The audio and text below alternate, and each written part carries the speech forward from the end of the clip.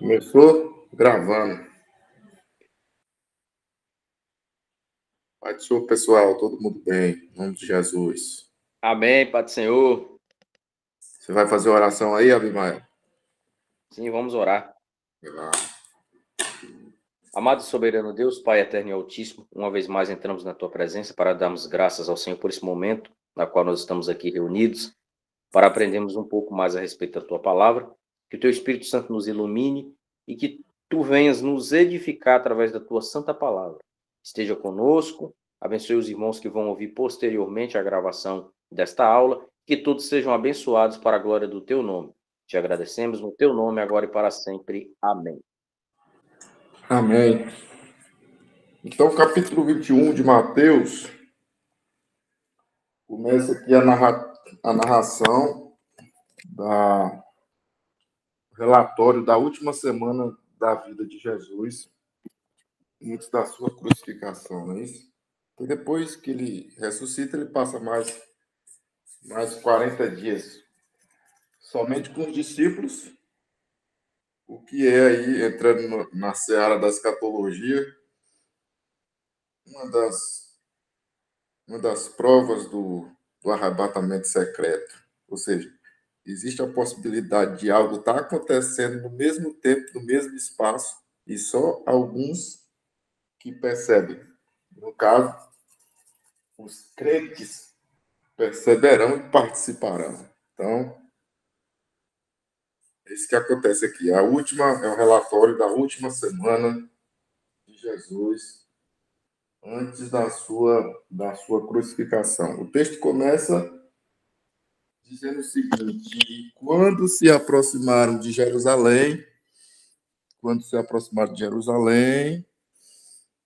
chegaram a Betfagé, ao Monte das Oliveiras, enviou Jesus 2 discípulos, dizendo-lhes. Então, começa aqui com a questão geográfica, questão da localidade, algumas informações aqui sobre a localidade. Betfagé, essa é a única menção sobre essa localidade na Bíblia. Ou seja, só tem nos evangelhos, né? Os evangelhos é o único lugar onde é mencionada essa localidade. Significado do nome significa casa de figos. Provavelmente uma alusão ao fato da região ser uma grande produtora desse fruto. Era próxima ao Monte das Oliveiras e também ficava próxima a Betânia. Talvez essa seja a razão porque Marcos e Lucas eles mencionem os dois lugares como se fossem juntos, porque eram próximos às localidades. Alguns afirmam sobre a questão da fundação dessa localidade, o fundador, alguns afirmam ter sido Melquisedeque, rei de Salém, que foi o fundador dessa cidade. Então, aí algumas informações sobre a localidade que Jesus estava se aproximando. Aí o texto diz que Jesus enviou 2 dos seus discípulos. O texto não menciona o nome dos 2 discípulos. Mas se a gente conferir o texto de Lucas 22:8, lá esse texto de Lucas 22:8 mostra Pedro e João recebendo assim uma incumbência semelhante. Então é possível que sejam os dois nessa ocasião aqui, o Pedro e o João. Provavelmente tenham sido os dois a receber essa incumbência aqui de Jesus.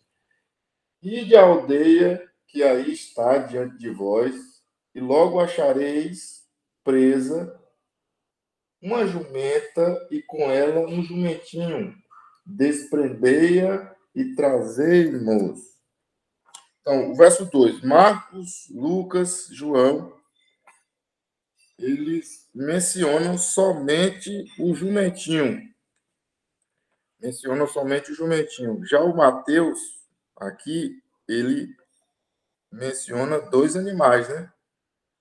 A mãe jumento e o filho jumentinho, certo? Então, à luz do entendimento aqui de Mateus, Jesus não separou o jumentinho da sua mãe. Parece ser aqui mais um daqueles casos que Mateus se mostra fiel aos números. Parece ser esse mais um desses casos, né, da fidelidade de Mateus com relação aos números. Justino Martin, eu anotei aqui, ele disse que ele cita Gênesis 49:11 como profecia messiânica que foi cumprida pela ação de Jesus nessa oportunidade aqui.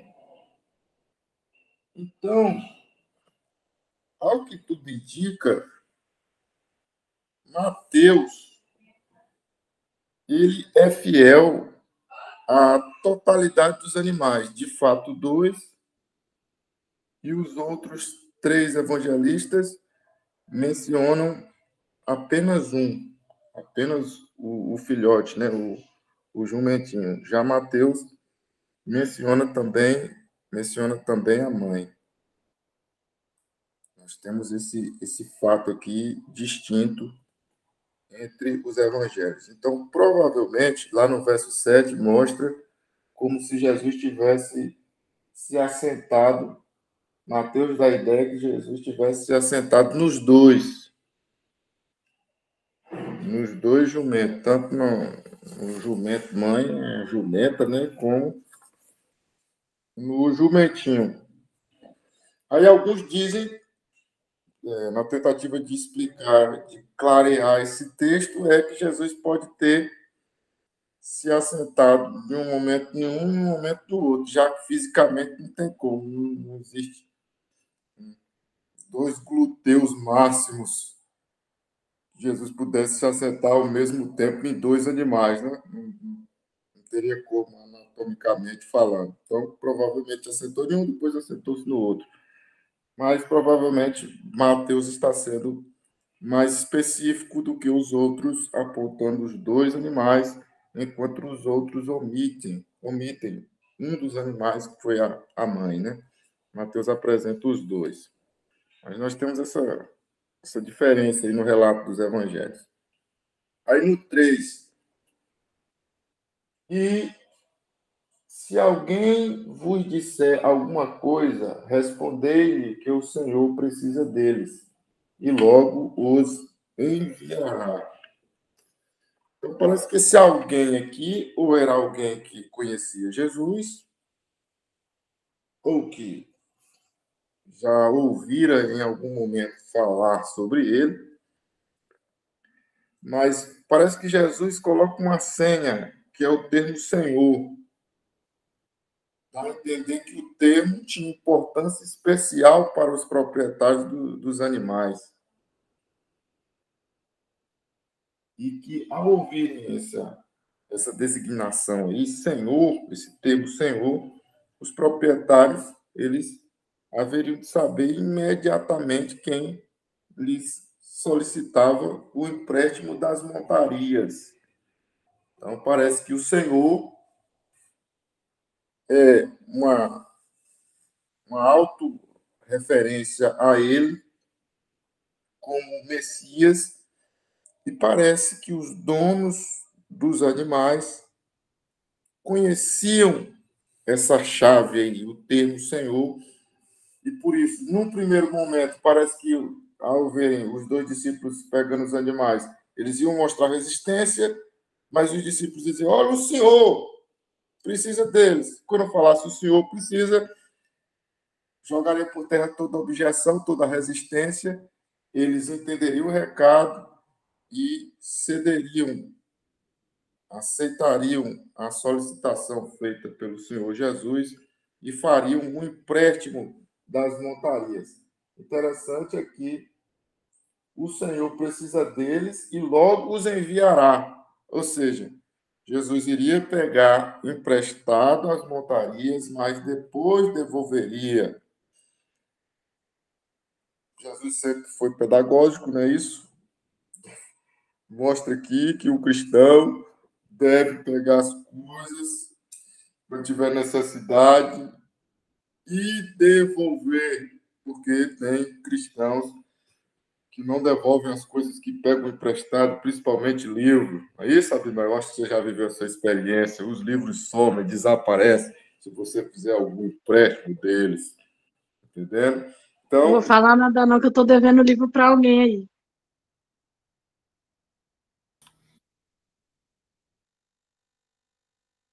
Meu peregrino foi e não voltou. Como é que foi o negócio aí? Eu emprestei o peregrino para alguém, aí o peregrino foi e está peregrinando até hoje. Jesus amado, Deus está falando. Fala, palavra Jesus. tá Fala, batendo. Jesus. Fala mais, Jesus.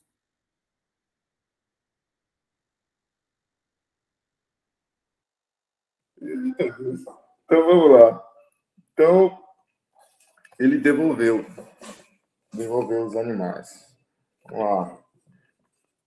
Aconteceu para se cumprir o que foi dito por intermédio do profeta.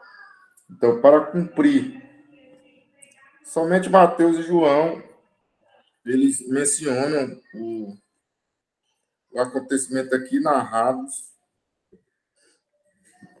como sendo cumprimento profético. Somente Mateus e João mencionam esse fato aí, dão destaque à questão profética. Mas Cristo aqui não fazia as coisas, digamos assim, premeditadamente, dizendo assim, eu tenho que fazer isso aqui porque tem que cumprir a profecia e eu esqueci de cumprir isso aqui, então eu vou voltar lá porque eu preciso cumprir a profecia. Eu acredito que ele não tinha isso propositadamente, e sim era uma orientação e influência divina que o ia conduzindo, confirmando assim a sua missão messiânica. Quando a gente analisa os evangelhos, a gente percebe que muitos fatos como esse, quando eles ocorreram, os discípulos não conseguiam perceber a importância no momento ali, quando estava acontecendo algo profético, o cumprimento de algo profético, algo maravilhoso. No momento, eles não conseguiam perceber isso, não conseguiam enxergar a importância disso. Somente depois que Cristo ascendeu aos céus é que eles se deram conta que viveram algo extraordinário. Isso fala muito para nós sobre a questão da sensibilidade.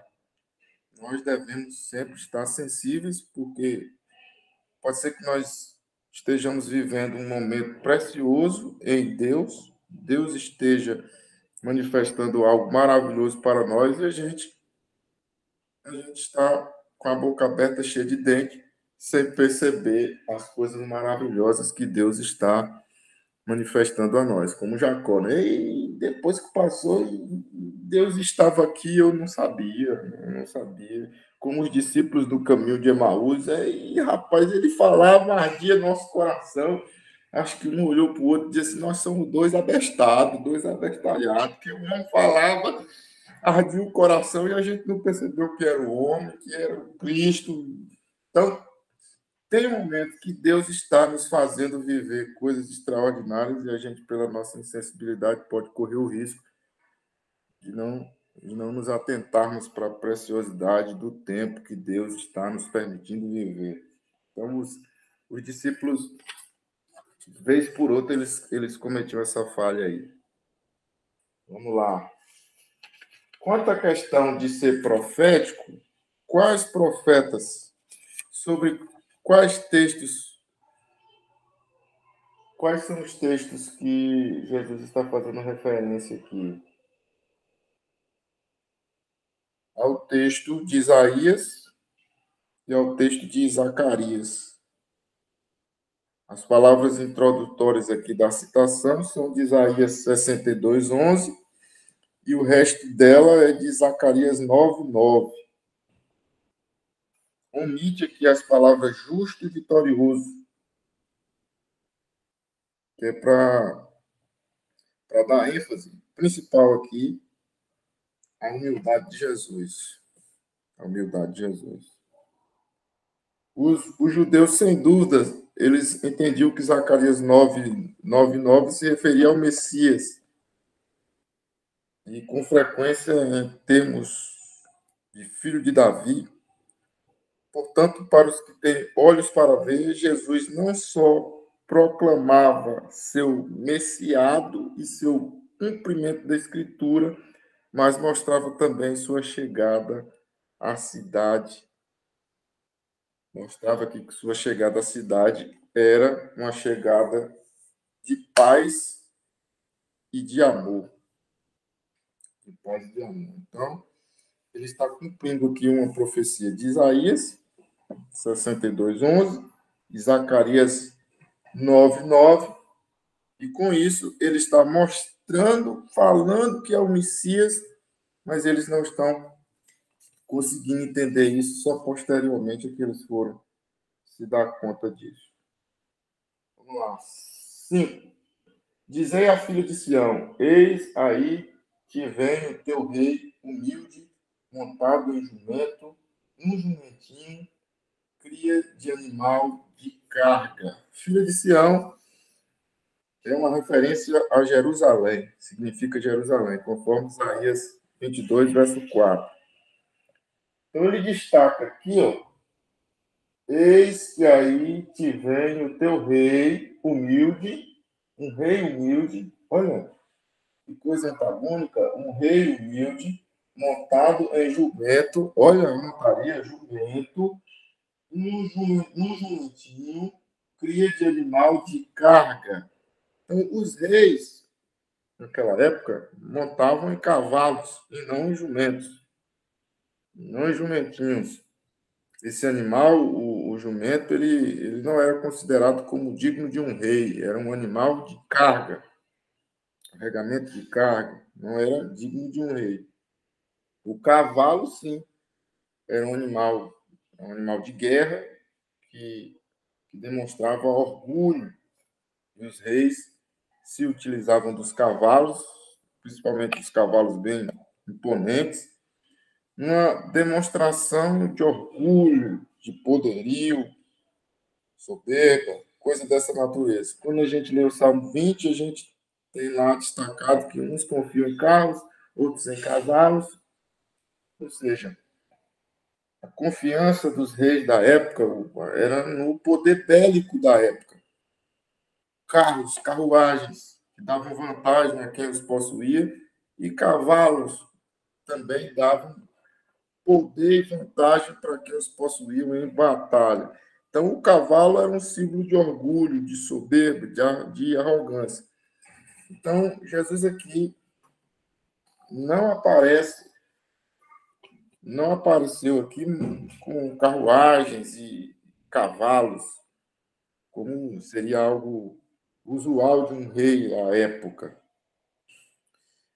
Ele não imitou os grandes conquistadores e homens violentos da terra. Pelo contrário, como disse neste instante, ele veio como príncipe da paz. Então, esse apanhado aqui de 21 ao verso 11, nós temos aqui em quase todas as Bíblias como a epígrafe, a entrada triunfal de Jesus em Jerusalém, o triunfo de Jesus. Então, essa entrada em Jerusalém, que tem sido chamada como triunfo de Cristo, de fato foi a vitória de Cristo, não sobre os sistemas nem político nem religioso nesse primeiro momento, mas aqui foi a entrada triunfal de Cristo, foi a vitória da humildade de Cristo sobre o orgulho e grandiosidade mundana. Então, Jesus entra aqui triunfantemente, triunfando sobre a soberba, triunfando sobre o orgulho, triunfando sobre a jactância. Então, aqui nesse texto nós temos a vitória da humildade, a vitória da mansidão e gentileza sobre a ira e sobre a malícia. Então, nós temos isso aqui, esse triunfo, essa entrada triunfal de Jesus, não como um show, um espetáculo público, mas como um triunfo e um tributo à humildade do Senhor Jesus. Então, no meio da multidão entusiasmada, Jesus vai entrando em cima de um animal que nunca tinha sido montado por ninguém, ou seja, era um animal não domado, mas Jesus entra. E esse animal não domado permanece calmo sob as mãos do Messias que controla a natureza. Mais uma vez, ele mostra aqui a sua soberania de controlar todas as coisas. Todas as coisas estão sob o seu controle, sob o seu domínio. Tá bom? Então, vamos lá. Mais adiante aqui. Verso. Verso 6. Indo os discípulos e tendo feito como Jesus lhes ordenara, os 2 discípulos, eles retornaram de sua tarefa e executaram bem a tarefa que lhes foi entregue. Aí o 7. Trouxeram a jumenta e o jumentinho, então puseram em cima deles as suas vestes e sobre elas Jesus montou. É aquilo que eu falei lá atrás. Parece que Jesus tenha montado nos 2 animais ao mesmo tempo. Não é isso, né? Pode ser que seja em um momento e depois no outro. E a maior parte da multidão estendeu as suas vestes pelo caminho e outros cortavam os ramos de árvores, espalhando-os pela estrada. Alguns argumentam aqui que o fato de cortar ramos de árvores se ajustam bem às atividades da Festa das Cabanas, que era quando as pessoas construíam tendas nas quais eles viviam por uma semana, conforme Levítico 23, 41 e 42. Não sei se encaixa perfeitamente na Festa das Cabanas, por conta da data, né? Inclusive, alguns comentaristas eles discordam entre si com relação à data. Uns afirmam ser a época da Festa das Cabanas, que é em determinado mês do ano. Outros, conforme os evangelistas mencionam, no período da Páscoa. Então, é melhor ficar com o período da Páscoa. Embora alguns afirmem, quando for lá para a questão dos figos, que não era a época de figos, então possivelmente não poderia ser na época da Páscoa, porque por conta dos figos, não ser a época de figos.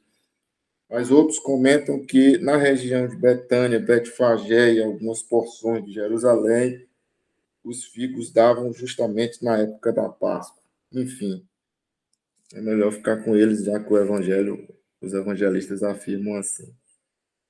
Então vamos lá. E as multidões, tanto as que o precediam como as que o seguiam, clamavam: Hosana ao filho de Davi, bendito que vem em nome do Senhor, Hosana, Hosana nas maiores alturas. Então, essas palavras de louvor, elas são tiradas principalmente dos Salmos 118, versos 25 e 26. Hosana é uma transliteração da expressão hebraica que originalmente era um clamor por ajuda, um salve. Porém, com o tempo, ela transformou-se em uma invocação de bênçãos e até mesmo em aclamação, sendo esse último sentido aqui de aclamação o destacado no texto. Então, Hosana tem essa finalidade, uma invocação de bênção, uma aclamação. Todos, eu vou sobre E a multidão, bendito que vem no nome do Senhor.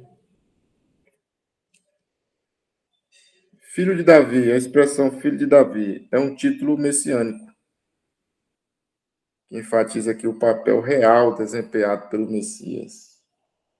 Um reino moral, ético, que tem a sua ética estabelecida lá, conforme a gente estudou, do capítulo 5 ao 7. Não necessariamente um reino político estatal, como eles estavam, como era a cabeça dos judeus nessa época aqui. Mas filho de Davi é sim um título messiânico, que mostra o papel de Cristo como Messias prometido. E entrando ele em Jerusalém, toda a cidade se alvoroçou e perguntavam: quem é este? Provavelmente, antes aqui, ó, a expressão Hosanas nas alturas quer dizer glória a Deus nas alturas. Pode equivale a essa expressão aí, ó, glória a Deus nas alturas.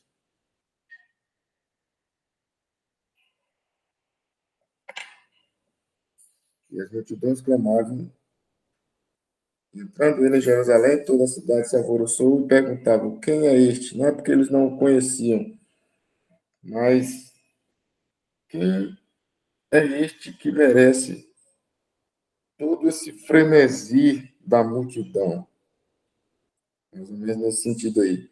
E as multidões clamavam: este é o profeta Jesus de Nazaré da Galileia. Ele é bem mais que profeta, né? Eles entendiam como profeta e destacam Nazaré da Galileia como um local improvável para um profeta ser oriundo. Vocês sabem, né? Toda a questão discriminatória com relação a Nazaré na Galileia.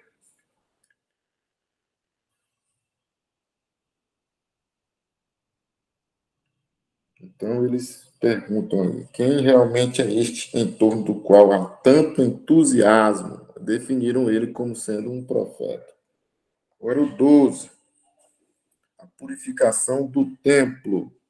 Tendo Jesus entrado no templo, expulsou todos os que ali vendiam e compravam, também derribou as mesas dos cambistas e as cadeiras dos que vendiam pombas.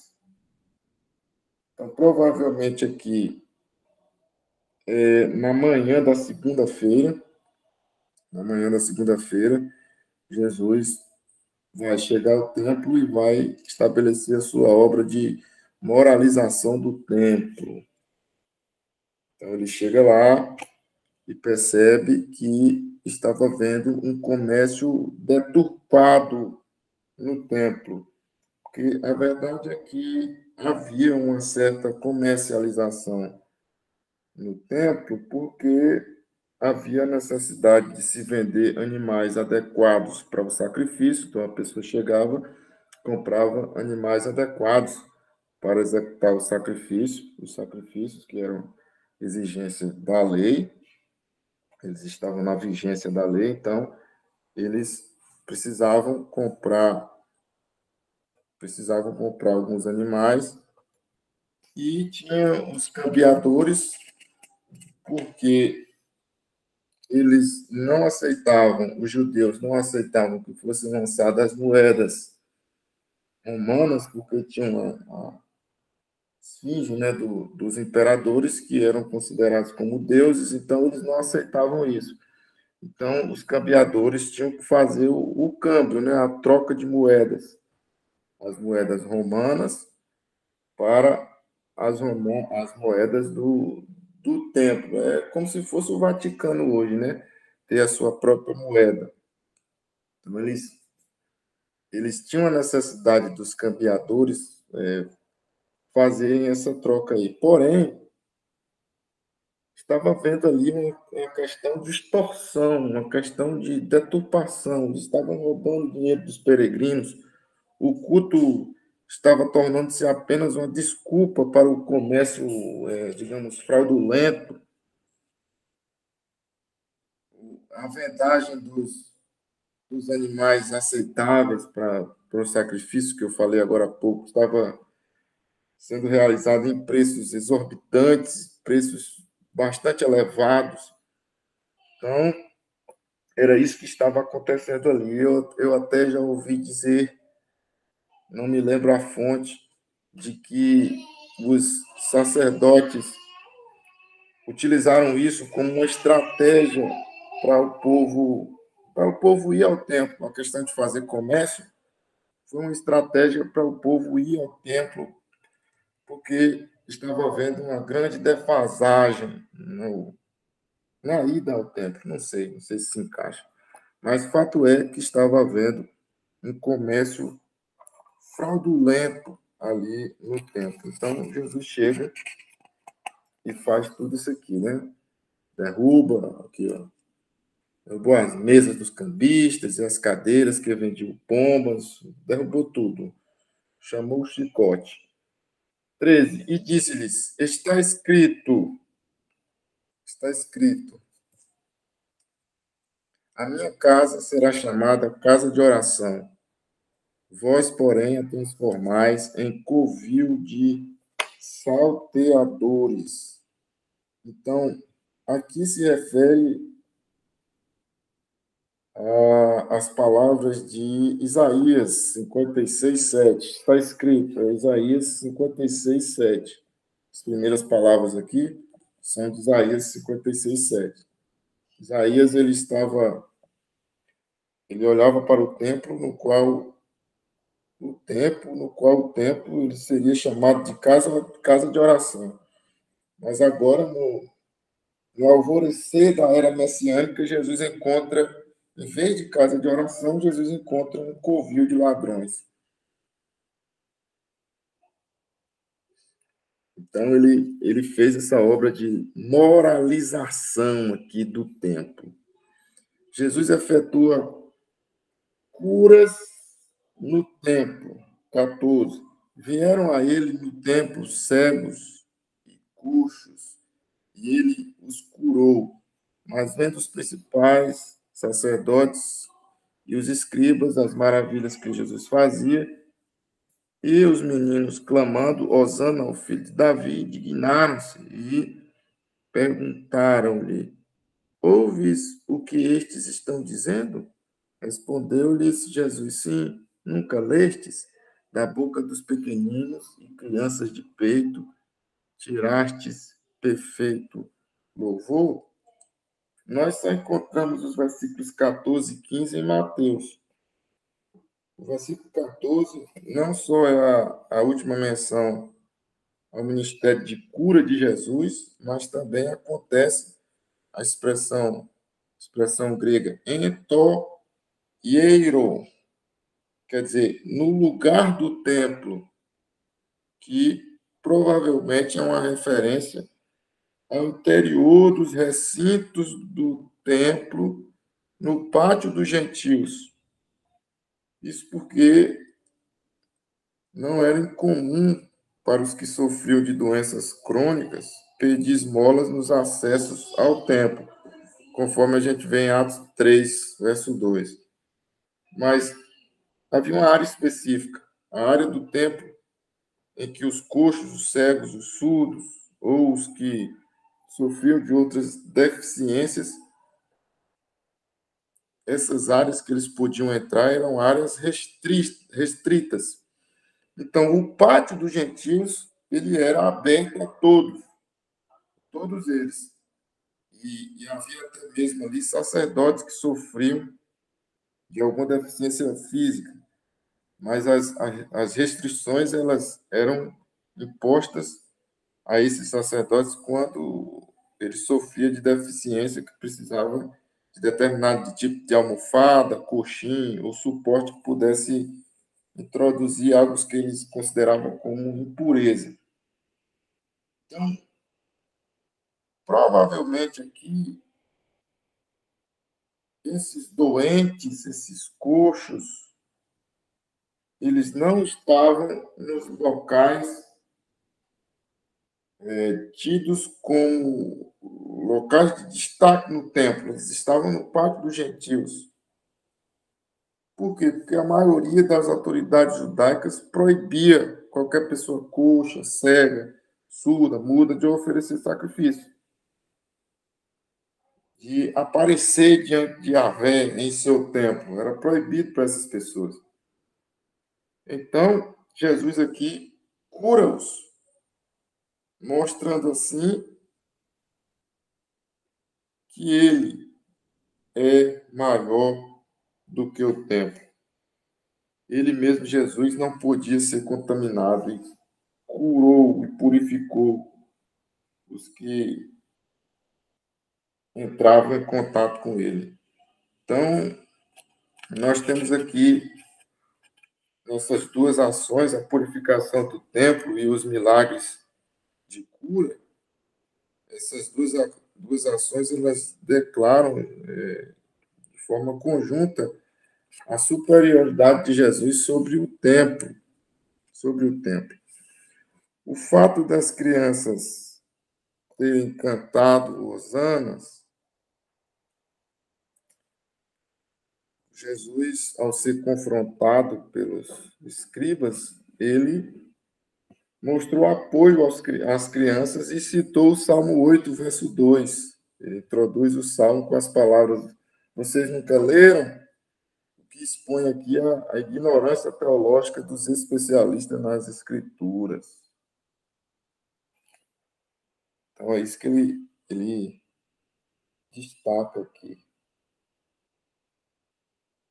Vamos lá. Deixando-os, saiu da cidade para Betânia, onde pernoitou. Então, Jerusalém, durante as festividades, ficava muito cheia, né? Abarrotada de pessoas. Então, assim, Jesus passou as últimas noites em Betânia, provavelmente na casa dos seus amigos. Provavelmente a casa que ele se hospedou foi a casa de Maria, Marta e Lázaro, já que era em Betânia. E ele gostava, ele amava os três, né? 18. A figueira sem fruto. Cedo de manhã, ao voltar para a cidade, teve fome e, vendo uma figueira à beira do caminho, aproximou-se dela e, não tendo achado senão folhas, disse-lhe: nunca mais nasça fruto de ti. E a figueira secou imediatamente. E, vendo isto, os discípulos admiraram-se e exclamaram: como secou depressa a figueira?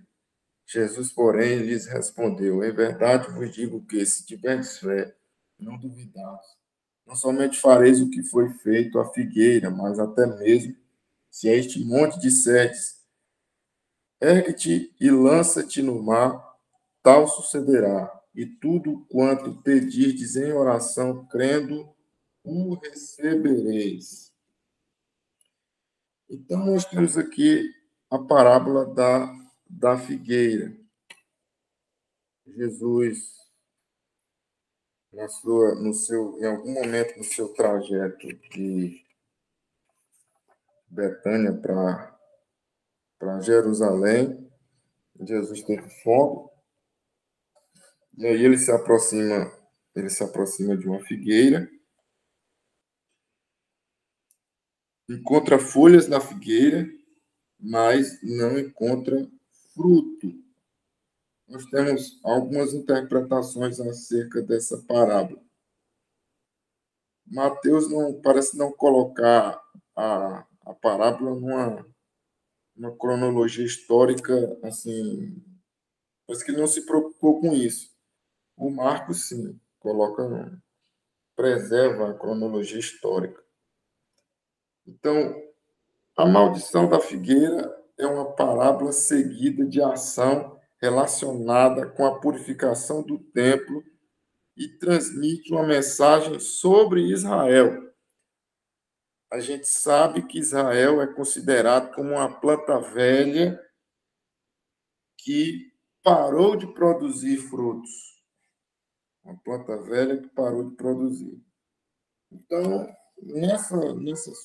nesse seu jornalear na vicinal aí entre Betânia e Jerusalém, quando Jesus se aproxima dessa figueira com a esperança de tirar a fome, matar a fome, ele, como eu disse, percebe folha, mas não percebe fruto.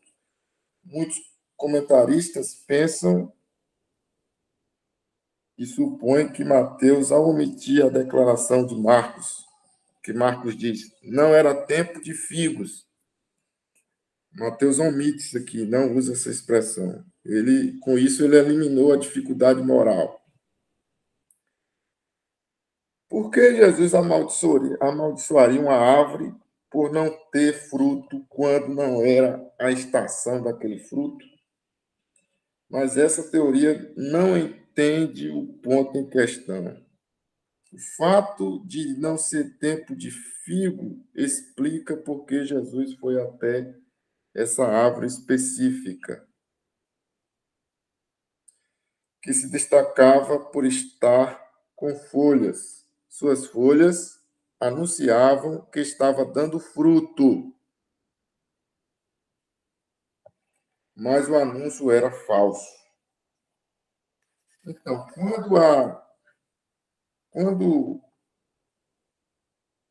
quando a figueira tinha folhas, as folhas da figueira nascem na mesma época que os frutos, ou pouco depois dela. Está entendendo? Então, se a figueira tinha folhas, quer dizer que os frutos nascem na mesma época, ou pouco depois. As folhas da figueira nascem na mesma época dos frutos, ou pouco depois dele. Então, os figos verdes são comestíveis, embora tenham um sabor desagradável, e não sejam comumente consumidos antes de junho. Portanto, em geral, as folhas indicam o aparecimento de fruto, mesmo que ainda não esteja totalmente maduro. No entanto, às vezes, os figos verdes caem e não sobra nada na árvore, a não ser folhas. A sucinta declaração de Mateus, mas nada encontrou a não ser folhas, sugere tudo isso. Seus leitores judeus deduziram o resto. Então, se não fosse o tempo específico de dar figos, pode ser que não seja, mas ela estava com folha. Quer dizer que ela já deveria ter frutos. E Mateus destaca, não achou fruto, mas tinha folha.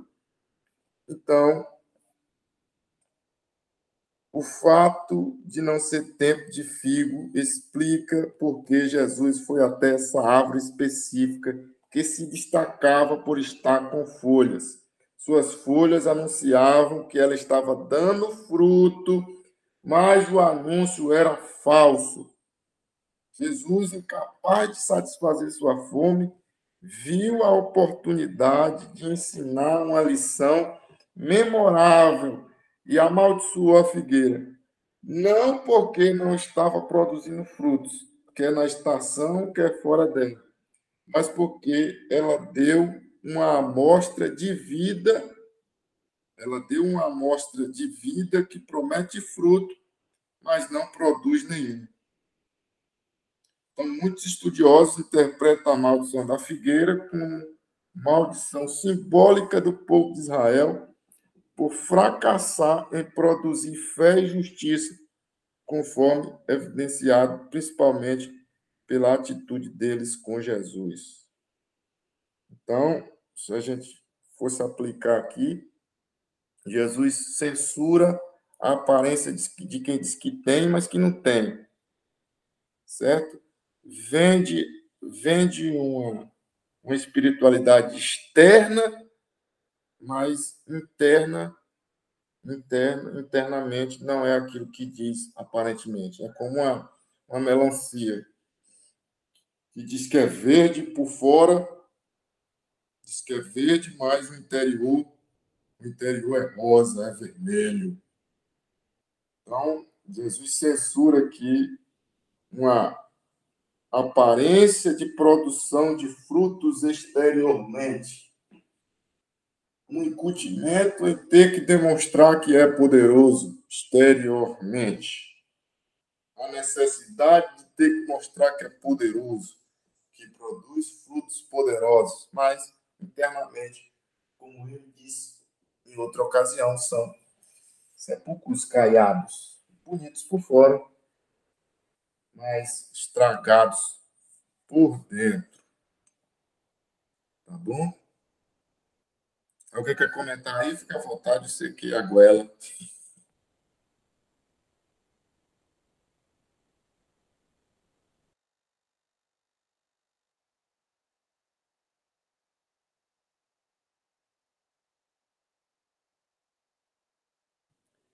Então, ele... Está esclarecido. Beleza. Aí ele termina aqui essa sentença apresentando a questão da fé. Na verdade, ele ensina duas lições. A questão de não ser aparência, não ser apenas aparência, e ensina a questão da fé autêntica, verdadeira, no poder de Deus. Certo? Fareis muito mais do que isso. Se vocês tiverem uma fé de dentro, uma vida correta com Deus internamente, esta fé de vocês aí faz coisas tão extraordinárias que ele lança a mão de uma hipérbole aqui, que se for o caso, acontece. Se tiver necessidade, acontece. Ergue-te e lança-te no mar, e tal sucederá. Porque o milagre de alguém dizer assim, ei, monte, sai daqui e lança-te no mar, não é menor do que alguém virar para o sol e dizer assim, sol, para. Josué, né? Sol, para. Porque no entendimento dele era o sol, né? Que girava em torno da Terra. O entendimento deles naquela época era esse. Hoje a gente entende que é a Terra, não é isso? Que faz os movimentos em torno do Sol. Então ele disse, Sol, para. Então, quando ele disse Sol, para, na verdade a Terra parou. A Terra parou. Mas o que acontece se a Terra parar? Segundo a ciência, ela se autodestrói, não é isso? Aconteceriam hecatombes incríveis se a Terra parasse dos seus dois movimentos, rotação e translação. Aconteceriam verdadeiras hecatombes, ela se autodestruiria. Mas Josué disse para só, quando ele disse para só, a Terra parou e ficou tudo perfeito. Então, esse milagre de alguém dizer, lança-te monte daqui para lá, não é menor do que o outro. Então, se necessário for, pode acontecer sim, pode acontecer sim. Aí ele termina, e tudo quanto pedides em oração, crendo, o recebereis. Esse tudo aqui, de acordo com o caráter de Deus. De acordo com o caráter de Deus. Porque tem gente que faz uns pedidos também que não tem cabimento, né? Inclusive, o texto sagrado diz que vocês não recebem porque vocês não sabem pedir, vocês pedem mal para gastar nos vossos próprios deleites. Então, tem gente que pede cada coisa que não condiz com o caráter de Deus. Então, esse tudo quanto pedides tem que estar alinhado ao caráter e propósito de Deus para a nossa vida. Se estiver alinhado, tudo quanto pedires em oração, crendo, receberemos. Porque tem gente que, por exemplo, está com o documento do carro atrasado, vê a Polícia Rodoviária Federal e começa a orar. Oh, Deus, cega esse guarda, cega ele, cega, mata, cega. Não pode levar meu carro. Então, é uma oração que não condiz. O Senhor diz que tudo quanto eu pedi em oração, crendo, eu vou receber. E eu creio que esse guarda vai ficar cego agora, vai ficar cego agora. Então, esse tudo tem que estar de acordo com o caráter de Deus. Aí sim, alinhado ao caráter de Deus. Eu vou orar para Deus matar. Misericórdia, vai para debaixo de meu joelho. Então, amém. 10h30 cravado, vamos ficar no 23. Pronto. Aí eu termino, na próxima eu termino, eu prometo. Você parou no 22, né? 22 do capítulo 21. 22 do 21. Tem gente que tem uma interpretação errada desse texto aqui, que tudo que eu pedi em oração e crendo, Deus vai me dar. Não, se você estiver, o que você pedir e estiver no centro da vontade de Deus, isso vai ser concedido. Não é assim que Deus é o gênio da lâmpada, você alisa a lâmpada, o gênio sai. Eu quero isso, isso, isso, e ele vai te dar assim no instalar de dedo. Então, tem gente que tem essa interpretação. Exatamente. Pensa aí que Deus é o Aladim. Tá certo, então. Ô, Lael, então segunda-feira você finaliza aí o capítulo 21. Segunda-feira, a partir das 8 horas da noite, a gente já vai mudar o nosso encontro a partir da semana que vem. Vão ser todas as segundas-feiras. Aos irmãos que estão nos ouvindo aí, já anotem aí. Segunda-feira, de 8 às 9 horas, tá? A gente vai ter os nossos encontros aí. Vai ficar um horário mais acessível para todos. E aí eu creio que vão ter mais pessoas que irão participar, porque realmente esse horário de 9h30 às 10h30 é um pouco puxado, é um pouco extenso. Mas vamos encerrar a nossa aula fazendo uma oração ao Senhor. Passo a oportunidade para o Eliseu aí, para ele fazer a oração por nós, em nome de Jesus. Amém, vamos orar. Pai, muito obrigado por esse momento. Mais uma vez o Senhor nos permitir estar estudando um pouco mais sobre a Tua palavra, aprendendo um pouco mais. Que o Senhor possa abençoar cada um daqueles que estão ouvindo, aqueles que estão participando, né, ao vivo, aqueles que estão assistindo. Peço ao Senhor para que alcance a vida de cada uma dessas pessoas, nos ensina cada dia mais e mais a orar ao Senhor, a pedir, para que nós venhamos pedir conforme a Tua vontade. E se caso a nossa vontade seja diferente da Tua, que a Tua vontade venha imperar sobre a nossa e não o contrário. Porque para nós pode haver caminhos que parecem perfeitos, mas o fim deles é morte. Então, nós pedimos ao Senhor para que o Senhor impere a Tua vontade em nossas vidas, porque ela, sim, é boa, é perfeita e é agradável. Fica com cada um daqueles que estão aqui, abençoa cada dia mais e mais, e que na próxima segunda-feira nós possamos estar aqui novamente, é o que eu te peço e te agradeço. Amém. Amém, meus irmãos. Fique na paz. Pronto. Pronto. Um abraço. Pai do Senhor, pessoal.